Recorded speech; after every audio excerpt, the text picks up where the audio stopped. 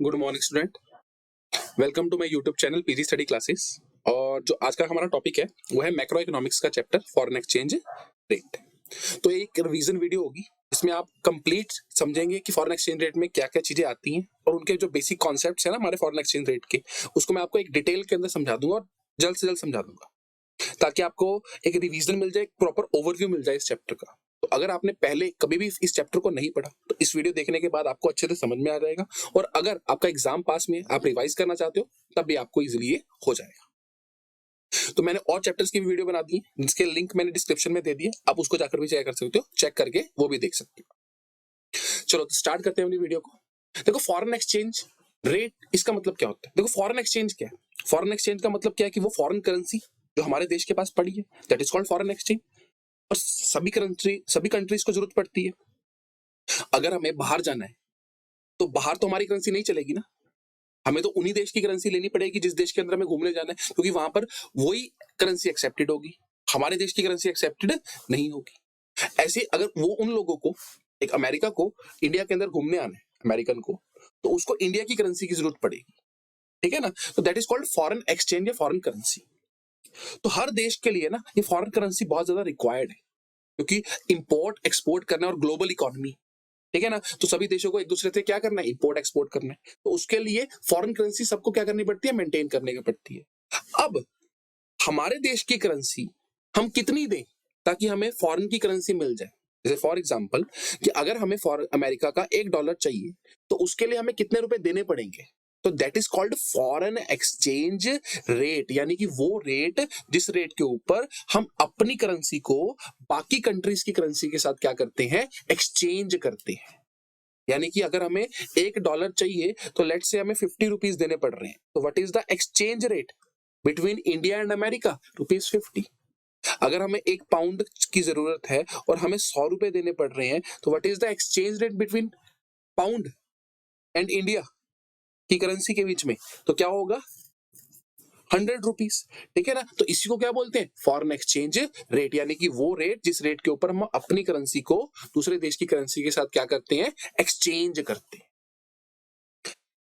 हैं। Foreign currency है ना, इसका सारा का सारा रिजर्व जो है वो किसके पास पड़ा है हमारे देश के अंदर? आरबीआई के पास। किसके पास पड़ा है? आरबीआई के पास। तो वो हमने आरबीआई के फंक्शन में भी देखा था कि जो आरबीआई है वो क्या है, कस्टोडियन ऑफ फॉरेन एक्सचेंज। जो हमारे देश के पास जितना भी फॉरेन एक्सचेंज है ना, उसकी सारी कस्टडी किसके पास है? आरबीआई के पास है। और जब भी हमें जरूरत पड़ती है तो वहां से थोड़ी बहुत लिक्विडिटी हमें मिल जाती है, कि जब भी हमें किसी कंट्री में घूमना पड़े या कोई सामान बाहर से मंगवाना पड़ता है, ठीक है ना। तो जो फॉरेन एक्सचेंज रेट है ना, वो दो टाइप से डिटरमाइन होता है। एक तो होता है फिक्स्ड एक्सचेंज रेट सिस्टम, एक होता है फ्लेक्सिबल एक्सचेंज रेट सिस्टम। देखो फिक्स्ड एक्सचेंज रेट का मतलब क्या है कि वो रेट जो गवर्नमेंट ने क्या कर दिया, फिक्स्ड कर दिया। मीनिंग देखो $1 50 का है, 60 का है, 70 का है, ये कौन डिटरमाइन करेगा? फिक्स एक्सचेंज रेट में इसको कौन डिटरमाइन करता है? इसको डिटरमाइन करता है गवर्नमेंट। दोनों देशों की गवर्नमेंट आपस में डिटरमाइन करती है कि $1 50 का है, $1 60 का, या $1 70 का है। वो आपस में बैठकर एक सिस्टम के साथ उसको क्या करते हैं, डेवलप करते हैं। तो that is called fixed exchange rate system, जिसमें भी दोनों गवर्नमेंट्स आपस में बैठकर एक रेट को क्या करती है, डिसाइड करती है। गवर्नमेंट का फुली कंट्रोल्ड होता है उस रेट के ऊपर। जब सरकार को लगता है उस रेट को बढ़ाना है वो बढ़ा देगी, जब कम करना है वो कम कर देगी। गवर्नमेंट का पूरा कंट्रोल है। तो जो फिक्स एक्सचेंज रेट सिस्टम था ना, इसके दो टाइप्स थे, gold standard system and Brayton Wood system of. देखो गोल्ड स्टैंडर्ड सिस्टम के अंदर क्या था, जिसको हम मिंट पैरिटी भी बोलते हैं। इसके अंदर बेसिकली क्या हुआ, जो ये पहले सिस्टम चलता था 30 से 40 साल के करीब करीब ये सिस्टम चला, जिसमें हुआ क्या कि इन्होंने बोला कि भाई हर देश अपनी करेंसी को अपनी गोल्ड की वैल्यू के साथ क्या करे, मेजर करे, और उसके बाद ही दूसरी करेंसी को क्या करेगा, मेजर किया जाएगा। जैसे अगर हम फॉर एग्जांपल बोले कि 1 ग्राम ऑफ गोल्ड जो था वो कितने का था इंडिया के अंदर, ₹10 का था, और 1 ग्राम ऑफ गोल्ड अमेरिका के अंदर कितने का था, $1 का था। तो अगर हमें अमेरिका की करेंसी चाहिए तो हम उसको मैयर किस में कर रहे हैं, एक तरीके से गोल्ड में मैयर कर रहे हैं कि हमारे हिसाब से 1 ग्राम गोल्ड कितने का है, ₹10 का है, और अमेरिका के हिसाब से 1 ग्राम गोल्ड की वैल्यू कितनी है, $1। तो मतलब अगर हमें अमेरिका की करेंसी चाहिए तो हमें ₹10 देने पड़ेंगे 1 ग्राम ऑफ गोल्ड के रूप में, तब हमें उनका $1 मिलेगा। तो जो अल्टीमेटली मेजर करने की चीज थी ना, वो क्या थी, गोल्ड थी। तो हर कंट्री दूसरी कंट्री के साथ क्या करती थी, गोल्ड के रूप में मेजरमेंट करती थी कि अगर हमें मान लो श्रीलंका से पैसे चाहिए, श्रीलंका की करेंसी चाहिए, उनको हमारी करेंसी चाहिए, तो फिर हम क्या देखेंगे कि हमारे देश के अंदर 1 ग्राम ऑफ गोल्ड कितना है, 10 रुपए, लेकिन श्रीलंका के अंदर 1 ग्राम ऑफ गोल्ड कितना था, लेट्स से 100 रुपीज था। ठीक है ना। तो अगर हमें श्रीलंका के 100 रुपए चाहिए तो इंडिया को कितने रुपए देने पड़ेंगे, हमें अपने 10 रुपए देने पड़ेंगे, यानी कि 1 इंडियन रुपए की वैल्यू श्रीलंका के 10 रुपए के मुकाबले। ठीक है ना। तो इस सिस्टम से हमारा एक तरीके से गोल्ड स्टैंडर्ड सिस्टम बोलते हैं, जिससे गोल्ड रेट क्या हो रहा था, डिटरमाइन किया जा रहा था। गोल्ड को मेजर करते थे, फिर उसके बाद एक्सचेंज रेट को किया जाता था। ठीक है ना। देखो इस सिस्टम में अपनी प्रॉब्लम थी कि भाई इतना गोल्ड, अब किसी कंट्री के पास गोल्ड ज्यादा है, किसी के पास कम है, लेकिन उसके पास नेचुरल रिसोर्सेज बहुत ज्यादा थे, लेकिन अल्टीमेटली मेजर करने की तरीका क्या था, गोल्ड था। ठीक है ना। तो जैसे करेंसीज के अंदर ज्यादा एक्सचेंज हो नहीं पाता था, इंपोर्ट एक्सपोर्ट करना बड़ा ज्यादा मुश्किल हो रहा था। तो इसी सिस्टम की कमियों को दूर करने के लिए ना एक कॉन्फ्रेंस हुई which is called Brayton would conference, जो यूनाइटेड नेशंस के अंदर हुई थी। ठीक है ना। तो उसी को बोलते हैं, फिर उनके अंदर सिस्टम आया Bretton Wood system of exchange, या इसका दूसरा नाम होता है adjustable pegwood system. Adjustable pegwood system. देखो इस सिस्टम के अंदर उन्होंने क्या किया, बहुत सारी कंट्रीज बैठी और उन्होंने देखा कि भाई गोल्ड के अंदर मेजर करने से बहुत ज्यादा प्रॉब्लम आती है कि बार बार अगर हमें अमेरिका के साथ व्यापार करना है, या इंग्लैंड के साथ करना है, या श्रीलंका के साथ करना है, तो बार बार एक्सचेंज करना पड़ रहा है और करेंसी को पहले गोल्ड में मेजर करना पड़ा है और हर रोज करना पड़ रहा है। ठीक है ना। कई बार चेंज हो रही है, कई बार वैल्यू कम हो रही है, और एक फिक्स सिस्टम है कि अगर हमें उनकी करेंसी के, अगर हमें मान लो श्रीलंका से सामान चाहिए लेकिन उनके पास गोल्ड नहीं है, तो उनकी करेंसी की वैल्यू तो बहुत कम होगी। ठीक है ना। इससे कुछ देशों को फायदा, कुछ देशों को नुकसान था। तो ब्रेटन वुड सिस्टम में डिसाइड किया गया कि ऐसा करो कि सभी लोग मैयर क्या करेंगे, अपनी करेंसी को गोल्ड के साथ ही मैयर करेंगे, लेकिन बार बार किसी दूसरे की करेंसी के साथ मैयर करने की जरूरत नहीं है। सभी लोग ऐसा करें, अपनी करेंसी को गोल्ड के टर्म में मैयर करें, और किसके साथ मेजर करें, अमेरिकन डॉलर के साथ, स्टेबल करेंसी के साथ। देखो उस टाइम पे स्टेबल करेंसी कौन सी थी, उस टाइम पे स्टेबल करेंसी थी अमेरिकन डॉलर। ठीक है ना। तो मतलब इसका मतलब क्या हुआ एक्चुअल में, कि मान लो कि अगर इंडिया के 10 रुपए एक 1 ग्राम ऑफ गोल्ड है, और इंडिया को ना 1 पाउंड की जरूरत है, तो अब पाउंड इंग्लैंड को और इंडिया को आपस में मेजर करने की जरूरत नहीं है। इंडिया किसके रूप में मेजर करे, कि अमेरिका के पास गोल्ड के रूप में मेजर करे कि भाई अमेरिका के पास $1 गोल्ड की वैल्यू या 1 ग्राम ऑफ गोल्ड की वैल्यू कितनी है। तो लेट्स से कि 10 रुपए का था 1 ग्राम ऑफ गोल्ड, किसके अंदर, इंडिया के अंदर, और अमेरिका के अंदर $1 का क्या था, 1 ग्राम ऑफ गोल्ड था। ठीक है ना। तो ऐसे ही अगर हम बात करें कि 2 ग्राम्स ऑफ गोल्ड, उसका 1 पाउंड आता था। ठीक है ना। तो अब हमें किसकी रिक्वायरमेंट थी, हमें पाउंड की जरूरत थी। तो सबसे पहले हम अपनी करेंसी को किसमें मेजर करेंगे, डॉलर के अंदर, और इंग्लैंड वाले भी किसके अंदर मेजर करेंगे, डॉलर के अंदर, और फिर जाके एक्सचेंज रेट क्या होगा, डिटरमाइन होगा। मतलब कि देखो $1 1 ग्राम का था और 10 रुपए का 1 ग्राम था, यानी कि हम बोले कि $1 की वैल्यू कितने रुपए थी, 10 रुपए थी। तो ऐसे ही जब उधर से वैल्यू की उन्होंने, इंग्लैंड वालों ने मेजर किया होगा, तो उन्होंने क्या देखा होगा कि 1 pound is equal to 2 gram of gold. तो 1 pound is equal to $2। 1 pound जो होगा, अगर 1 ग्राम गोल्ड $1 के मुकाबले है, तो 1 पाउंड इज इक्वल टू $2, ऐसा भी लिख सकते हैं हम, 1 पाउंड इज इक्वल टू $2। ठीक है ना। तो अब इंडिया को अगर पाउंड की रिक्वायरमेंट है, तो इंडिया को कितने डॉलर लगेंगे, $2 लगेंगे, यानी कि कितने रुपए, 20 रुपए, यानी कि वैल्यू क्या बैठी करेंसी की, 1 पाउंड इज इक्वल टू ₹20। ठीक है ना। तो अब ये सिस्टम खत्म कर दिया कि हर कोई अपनी करेंसी, जैसे इंडिया और इंग्लैंड को आपस में गोल्ड की वैल्यू के साथ मेजर करने की जरूरत नहीं थी। एक स्टेबल करेंसी पकड़ो, उसके हिसाब से सभी लोग अपनी करेंसी को मेजर करो, और फिर एक्सचेंज रेट को क्या किया गया, डेवलप्ड किया गया। और इसमें क्या था, इसमें कुछ एडजस्टमेंट पॉसिबल्स थी। एडजस्टमेंट मतलब क्या होता था कि कई बार लेट्स से कोई ऐसी कंट्री हो जिसके पास गोल्ड ना हो, और अमेरिका क्या करता था, फिर वो डॉलर के मुकाबले में उसको एडजस्टमेंट की जाती थी, मतलब उसके कोई और रिसोर्सेज को गिना जा सकता था। ठीक है ना। तो इसीलिए इसको बोलते हैं एडजस्टेबल पेगवुड सिस्टम। लेकिन ये भी सिस्टम इतना ज्यादा कामयाब नहीं हुआ, तो 1977 के अंदर इसको क्या कर दिया गया, सिस्टम को बंद कर दिया। तो देखो फिक्स्ड एक्सचेंज रेट सिस्टम, मतलब जो गवर्नमेंट के द्वारा फिक्स था कि भाई इसमें मेजर करना है, तो ये 2 टाइप का था, गोल्ड स्टैंडर्ड सिस्टम जिसमें कंप्लीटली गोल्ड था, और ब्रेटन वुड में भी कंप्लीटली गोल्ड के साथ ही मेजर कर रहे हैं, लेकिन थोड़ी सी एडजस्टमेंट क्या थी, पॉसिबल्स थी। वो अपनी कंट्रीज अपने हिसाब से कर लेती थी, लेकिन इसके लिए भी परमिशन लेनी पड़ती थी उनको वर्ल्ड बैंक या आईएमएफ की।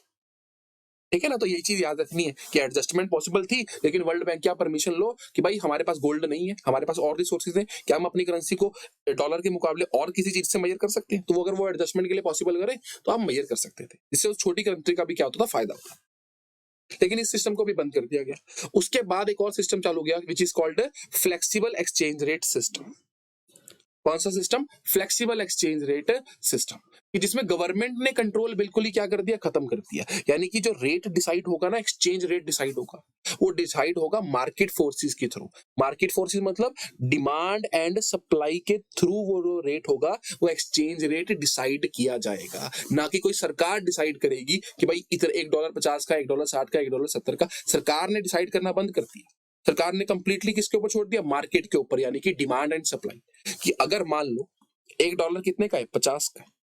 अब ध्यान से देखना, अगर हम डॉलर की डिमांड, इंडिया वाले डॉलर की डिमांड क्या करेंगे? बहुत ज्यादा करते जाएंगे, तो ऑटोमेटिकली बात है कि सप्लाई तो कम है, डिमांड ज्यादा कर रहे हैं, तो डॉलर की वैल्यू क्या हो जाएगी? ऑटोमेटिकली बढ़ जाएगी। और हमारे देश की करेंसी की वैल्यू क्या हो जाएगी?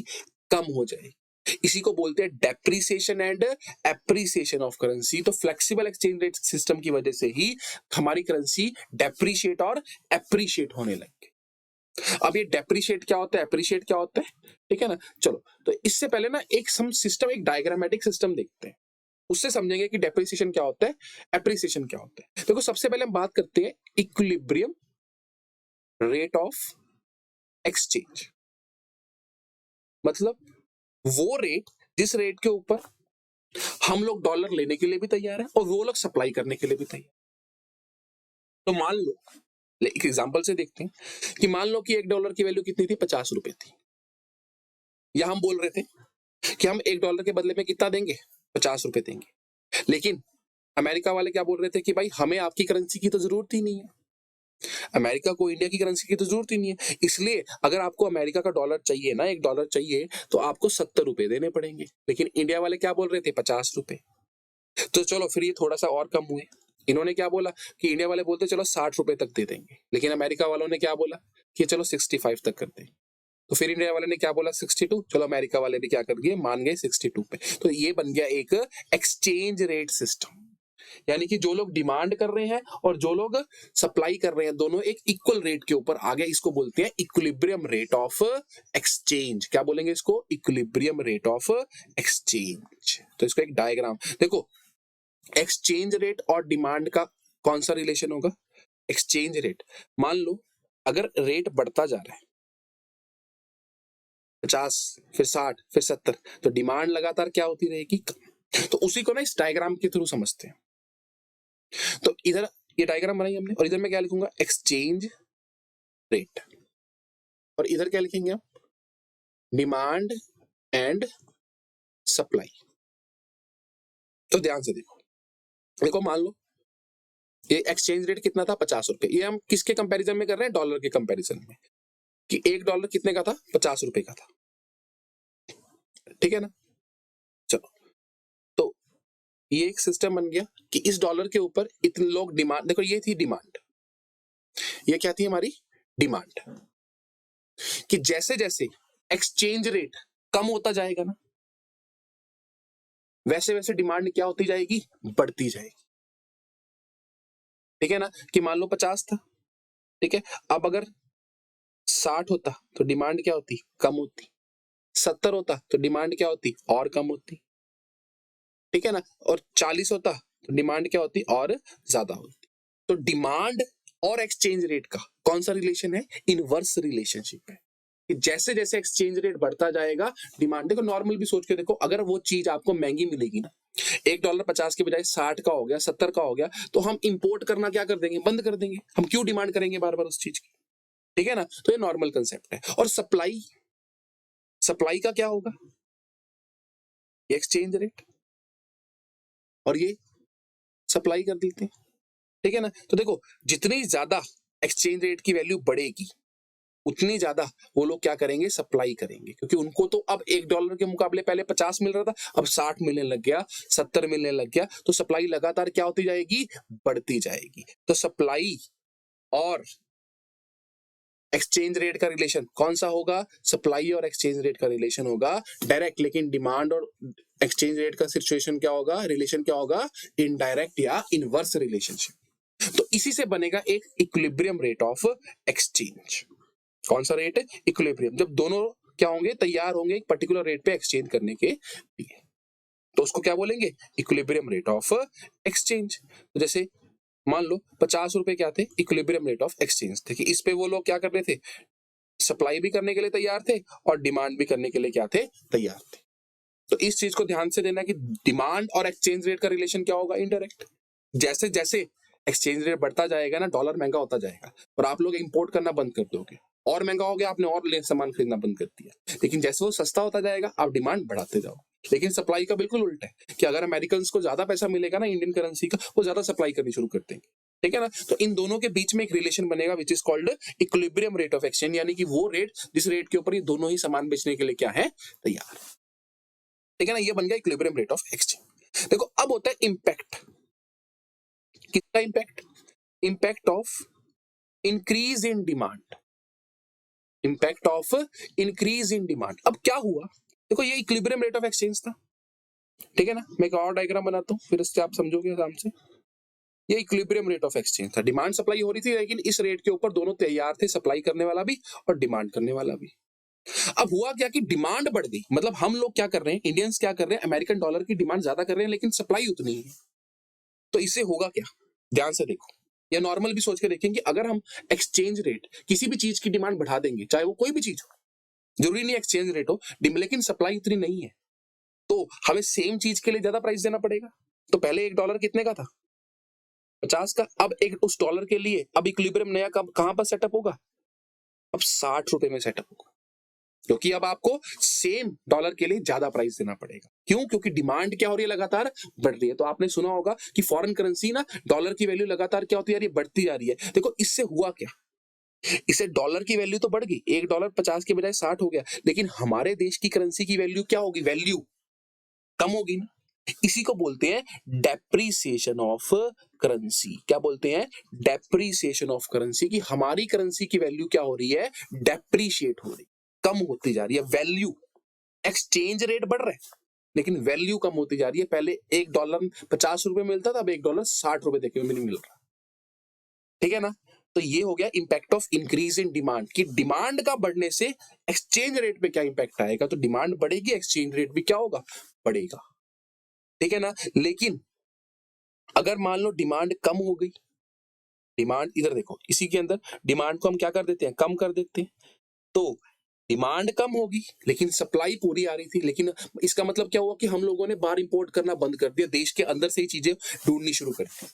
तो उससे ऑटोमेटिकली क्या होगा? उससे एक्सचेंज रेट भी कम आ जाएगा, क्योंकि डिमांड हम बिल्कुल भी नहीं कर रहे हैं, लेकिन वो सप्लाई पूरी कर रहे हैं। वो अमेरिकन को तो हमारे पैसे की जरूरत है, लेकिन अब हमें उनकी जरूरत नहीं रही, हम उनकी डिमांड नहीं कर रहे, तो एक्सचेंज रेट क्या कर देंगे? कम कर देंगे। यानी $1 पहले 50 का था, अब कितने का हो गया? अब हो गया 40 रुपए का। तो इससे क्या हुआ? एक्सचेंज रेट तो कम हो गया, लेकिन हमारी करेंसी की वैल्यू क्या हो गई? इसको बोलते हैं एप्रिशिएट होना। हमारी करेंसी की वैल्यू एप्रिशिएट हो गई, बढ़ गई। तो ये था डेप्रिसिएशन और ये है एप्रिसिएशन। तो डेप्रिसिएशन कब होगा? जब आपकी करेंसी की वैल्यू कम हो जाएगी या एक्सचेंज रेट बढ़ जाएगा। और एप्रिसिएशन कब होगी? जब हमारी करेंसी की वैल्यू बढ़ जाएगी और एक्सचेंज रेट क्या हो जाएगा? कम हो जाएगा। ठीक है ना? तो इसको बोलते हैं। अच्छा, और कैसे हो सकते हैं? ये तो डिमांड के पॉइंट ऑफ व्यू से देखा कि डिमांड इंक्रीज कर गई या डिक्रीज कर गई। अब हम देखेंगे सप्लाई के पॉइंट ऑफ व्यू से। तो मैं इसी ग्राफ के अंदर बना देता हूं कि इफ सप्लाई क्या कर गई? इंक्रीज हो गई। अगर सप्लाई क्या हो गई? इंक्रीज। देखो डिमांड उतनी थी, लेकिन उन्होंने क्या कर दिया? अमेरिकन ने सप्लाई बढ़ा दी। सप्लाई क्यों बढ़ा दी होगी? क्योंकि उनको अब हमारे करेंसी की जरूरत, वो लोग हमसे ज्यादा से ज्यादा सामान खरीद रहे होंगे या हमारे एक्सपोर्ट्स बढ़ गए होंगे। हम जब एक्सपोर्ट करेंगे, मतलब अपना सामान बाहर बेचेंगे, तो वो तो हमारी करेंसी में हमें पेमेंट करेंगे ना। तो उनको हमारी करेंसी की रिक्वायरमेंट क्या होगी? ज्यादा होगी, या उन्होंने सप्लाई बढ़ा दी। तो इससे होगा क्या? डिमांड उतनी थी लेकिन सप्लाई बढ़ गई, तो प्राइस ऑटोमेटिकली एक्सचेंज रेट क्या हो जाएगा? कम हो जाएगा, क्योंकि सप्लाई ज्यादा है लेकिन डिमांड उतनी नहीं है। ठीक है ना? तो इससे भी क्या होगा? Appreciation of currency. हमारी करेंसी की वैल्यू क्या होगी? एप्रिशिएट। कि अगर सप्लाई बढ़ेगी तो एप्रिसिएशन होगा, और अगर ऐसे ही सेम सप्लाई कम होगी तो क्या होगा? डेप्रिसिएशन होने शुरू हो जाएगी। हमारी करेंसी की वैल्यू क्या हो जाएगी, डेप्रिशिएट हो जाएगी। तो ये थे बेसिकली एक तरीके से ग्राफ। आपसे कई बार ग्राफ में ही पूछ लेते हैं कि भाई show the impact of increase in demand और decrease in demand in equilibrium rate of exchange, कि रेट के ऊपर डिमांड के इंक्रीज का या डिक्रीज का क्या इंपैक्ट पड़ा। ठीक है ना। तो कई बार तो आपसे ऐसा क्वेश्चन पूछ लेंगे कि डिमांड का एक्सचेंज रेट के ऊपर क्या इंपैक्ट पड़ा। अब कई बार आपसे ऐसा पूछ लेते हैं कि भाई एक्सचेंज रेट के बढ़ने से डिमांड और सप्लाई के ऊपर इंपैक्ट क्या पड़ेगा। देखो दोनों क्वेश्चन में फर्क है। पहले क्वेश्चन में क्या था जो हमने डायग्राम से देखा कि impact of increase in demand, कि डिमांड के बढ़ने से या डिमांड के कम होने से एक्सचेंज रेट के ऊपर क्या इंपैक्ट पड़ा। लेकिन अब हम क्या बात कर रहे हैं कि एक्सचेंज रेट के बढ़ने से डिमांड के ऊपर क्या इंपैक्ट पड़ेगा। देखो ध्यान से सोच के देखो कि अगर बाय चांस $1 50 का था और $1 अब 60 का हो गया, एक्सचेंज रेट बढ़ गया, तो अब हम डिमांड क्या करेंगे। हमने एक्सचेंज रेट के बढ़ने का इंपैक्ट बताना डिमांड के ऊपर। क्या करेंगे, डिमांड ज्यादा करेंगे या कम कर देंगे, कम कर देंगे। क्या इंपोर्ट्स ज्यादा करेंगे, कम करेंगे, इंपोर्ट्स को कम कर देंगे। अब जो इन्वेस्टमेंट हम फॉरेन के अंदर कर रहे थे, क्या हम अब और करेंगे, नहीं करेंगे। क्यों, क्योंकि मान लो कि हमें वहां पर पहले $1 कितने का था, 50 का था, और हमने 1 लाख करोड़ की इन्वेस्टमेंट करी, ठीक है ना, या $1 लाख की इन्वेस्टमेंट करी, यानी हमारे सिर्फ 50 लाख रुपए में हमें वहां पर एक प्रॉपर्टी मिल गई। लेकिन जैसे ही एक्सचेंज रेट 60 हुआ, तो अब हमें सेम प्रॉपर्टी के लिए कितने रुपए देने पड़ेंगे, 60 लाख। तो हम क्या बोलेंगे, हम अपने देश में ही कर लेंगे इस इन्वेस्टमेंट को, हम बाहर क्यों करें। सेम प्रॉपर्टी के लिए आपको 60 लाख, या सामान मंगवा रहे थे आप, ठीक है ना, अब वो सामान आपको पहले आपको मान लो आप एक शूज मंगा रहे थे, वो $100 के शूज थे, तो 5,000 के मिल रहे थे। अब आपको वो सेम चीज 6,000 की मिल रही है, तो आप बोलोगे हम कंट्री के अंदर से ही खरीद लेंगे, है ना। तो जैसे ही एक्सचेंज रेट बढ़ा, आपने डिमांड क्या कर दी, कम, और वो लोग सप्लाई क्या कर देंगे, सप्लाई कर देंगे, वो बढ़ा देंगे, क्योंकि अब वो लोग सेम चीज के लिए उनको ज्यादा पैसे मिल रहे हैं, वो लोग सेम चीज के लिए क्या कर रहे हैं, ज्यादा पैसे दे रहे हैं। जैसे कि पहले अगर वो मान लो इंडिया के अंदर सामान बेचते थे, तो एक चीज $100 की थी और उन्हें उस चीज के लिए 5,000 मिलते थे, अब उन्हें वही $100 की चीज के लिए 6,000 मिलेंगे, तो वो तो सप्लाई क्या कर देंगे, इंक्रीज कर देंगे, ठीक है ना। तो उनकी तरफ से एक्सपोर्ट्स क्या हो जाएंगे, बढ़ जाएंगे, और वो फॉरेन डायरेक्ट इन्वेस्टमेंट क्या करनी कर देंगे, ज्यादा शुरू कर देंगे। एफडीआई क्या हो जाएगी, ज्यादा होनी शुरू हो जाएगी। एफडीआई जो फॉरेन डायरेक्ट इन्वेस्टमेंट होगी वो क्या होनी शुरू हो जाएगी, ज्यादा हो जाएगी। एक मिनट, देखो एफडीआई ज्यादा क्यों होगी, फॉरेन डायरेक्ट इन्वेस्टमेंट ज्यादा क्यों होगी, क्योंकि अब अगर उनको एक प्लॉट खरीदना है इंडिया के अंदर, तो 50 लाख रुपए देने पड़ रहे थे, और एक्सचेंज रेट के हिसाब से एक डॉलर मतलब कितना था, $1 लाख देना पड़ रहा था। लेकिन अब $1 की वैल्यू 60 लाख होगी, तो 50 लाख के प्लॉट के लिए उनको सिर्फ 80,000 के करीब करीब ही डॉलर देने पड़ेंगे। उनका तो सस्ते में फायदा हो रहा है, ठीक है ना। तो इसलिए जब एक्सचेंज रेट बढ़ेगा ना, तब डिमांड क्या हो जाएगी, कम, लेकिन सप्लाई क्या हो जाएगी, ज्यादा। तो इस चीज का ध्यान रखना कि क्वेश्चन ने आपसे पूछा क्या, डिमांड के बढ़ने से या डिमांड के कम होने से एक्सचेंज रेट के ऊपर क्या इंपैक्ट पड़ेगा, या उन्होंने उल्टा पूछा कि एक्सचेंज रेट के बढ़ने से डिमांड और उसके ऊपर क्या इंपैक्ट पड़ेगा, ठीक है ना। तो इस चीज को बहुत ध्यान से आपने समझना है। चलो, तो इसीलिए बोलते हैं डेप्रिसिएशन एंड एप्रिसिएशन। थोड़ी सी थ्योरी पार्ट में देखते हैं। देखो डेप्रिसिएशन आपने देख ही लिया कि जब हमारी करेंसी की वैल्यू क्या हो जाएगी, कम हो जाएगी दूसरी करेंसी के लिए। क्यों होगी, क्योंकि या तो डिमांड बढ़ जाएगी फॉरेन करेंसी की, या सप्लाई कम हो जाएगी। और सेम एज एप्रिसिएशन, कि जब हमारी करेंसी की वैल्यू क्या हो जाएगी, बढ़ जाएगी, ठीक है ना। क्यों बढ़ जाएगी, या तो डिमांड हम कम करने शुरू कर देंगे, या वो लोग सप्लाई क्या कर देंगे, बढ़ा देंगे। देखो एक और कंसेप्ट है इसके अंदर, devaluation of currency and revaluation of currency. देखो what do you mean by devaluation of currency. देखो डीवैल्यूएशन का मतलब क्या है कि जब गवर्नमेंट जानबूझकर डेलिबरेटली अपने देश की करेंसी की वैल्यू को क्या करती है, कम करती है, और उसमें मार्केट फोर्सेस का कोई कंट्रोल नहीं होता। मतलब पहले तो अभी हमने इतनी देर से क्या देखा, ये सारा डिमांड एंड सप्लाई की गेम थी, कि डिमांड बढ़ेगी, रेट बढ़ जाएगा, कम हो जाएगा, ये ठीक है ना। लेकिन अब डीवैल्यूएशन ऑफ करेंसी में क्या हुआ कि $1 की वैल्यू 50 रुपए थी, लेकिन गवर्नमेंट ने बोला नहीं, $1 की वैल्यू कितनी है, 60 रुपए। That is called devaluation of currency. और सरकार क्यों करती है डीवैल्यूएशन, सरकार को क्या शौक है कि अपनी करेंसी की वैल्यू को कम करने का। देखो गवर्नमेंट इसलिए करती है ताकि लोग, देखो इससे क्या होगा, जब एक्सचेंज रेट बढ़ेगा तो लोग डिमांड ज्यादा करेंगे, कम करेंगे, कम कर देंगे, इंपोर्ट्स क्या हो जाएंगे, इंपोर्ट्स कम हो जाएंगे, और लोग क्या करना शुरू कर देंगे, एक्सपोर्ट्स। हम लोग एक्सपोर्ट, बाहर ज्यादा माल बेचना शुरू कर देंगे। क्यों? क्योंकि हमें सेम चीज, अगर हम $100 की बेचते थे हमें 5,000 मिलते थे, अब हम वही सेम चीज $100 की बेचेंगे हमें 6,000 मिलेंगे। तो एक्सपोर्ट प्रमोशन होगा और इंपोर्ट सब्स्टिट्यूशन होगा। तो इसलिए सरकार डीवैल्यूएशन करती है, ठीक है ना। और एक होता है रीवैल्यूएशन ऑफ करेंसी, जब सरकार जानबूझ के अपनी करेंसी की वैल्यू को क्या कर देगी, बढ़ा देगी। और इसमें भी मार्केट फोर्सेस, मतलब डिमांड सप्लाई नहीं, सरकार कर रही है, गवर्नमेंट इंटरवेंशन करती है इसके अंदर, ठीक है। तो वो क्यों बढ़ाया जाएगा? शायद सरकार चाहती है कि हमारे देश में फॉरेन डायरेक्ट इन्वेस्टमेंट ज्यादा है, ठीक है ना, कुछ भी कारणों से उसको बढ़ा सकती है। चलो, तो नेक्स्ट हमारे पास एक चीज और आती है which is called managed floating और डर्टी फ्लोटिंग। देखो, मैनेज्ड फ्लोटिंग या डर्टी फ्लोटिंग का मतलब क्या होता है? देखो, इसका मतलब ये है कि जब गवर्नमेंट, देखो मार्केट फोर्सेस अपनी तरह से क्या होता है कि $1.50 का था, $1.60 का हो गया, $1.70 का हो गया, लगातार ना एक्सचेंज रेट बढ़ता जा रहा है। एक्सचेंज रेट जो है वो लगातार क्या होता जा रहा है, बढ़ता जा रहा है। अब गवर्नमेंट इसको कंट्रोल करना चाहती है, तो गवर्नमेंट ना आरबीआई को बोलेगी कि भाई कंट्रोल करो। देखो, अगर सरकार डीवैल्यूएशन या रीवैल्यूएशन जानबूझ के एक प्राइस स्टेबल करती है तो इससे इंटरनेशनल लोगों को पता चल जाएगा। तो इसलिए अब क्या होगा, मैनेज फ्लोटिंग के अंदर क्या होगा कि मार्केट फोर्सेस को छेड़ा नहीं जाएगा, मार्केट फोर्सेस अपना काम करेंगी, लेकिन बस आरबीआई क्या कर देगा, उन मार्केट फोर्सेस को थोड़ा सा उसमें इंटरप्शन करने की कोशिश करेगा। कैसे करेगा? $1.50 का था, 60 का हो गया, 70 का हो गया, ये चीजें क्यों हो रही होगी? डॉलर, हमारे देश की करेंसी क्यों गिर गई होगी? क्योंकि उसकी डिमांड क्या होगी फॉरेन करेंसी की ज्यादा, या उसकी सप्लाई क्या होगी, कम होगी। तो आरबीआई यही काम करेगा। आरबीआई मार्केट फोर्सेस को नहीं छेड़ेगा, लेकिन आरबीआई क्या कर देगा, अपने रिजर्व्स ओपन, हमें पता है आरबीआई के पास क्या है, रिजर्व पड़े फॉरेन एक्सचेंज के, तो आरबीआई अपने रिजर्व्स ओपन कर देगा। और जैसे उसने रिजर्व ओपन कर दिया अपने आरबीआई ने, उससे क्या होगा, सप्लाई ऑटोमेटिकली बढ़ जाएगी। तो हम जो डिमांड ज्यादा कर रहे हैं और सप्लाई आरबीआई ने बढ़ाने शुरू कर दी, तो हमें फॉरेन से मांगने की जरूरत नहीं पड़ेगी। तो कंट्री के अंदर ही सप्लाई क्या होनी शुरू होगी, बढ़नी शुरू होगी।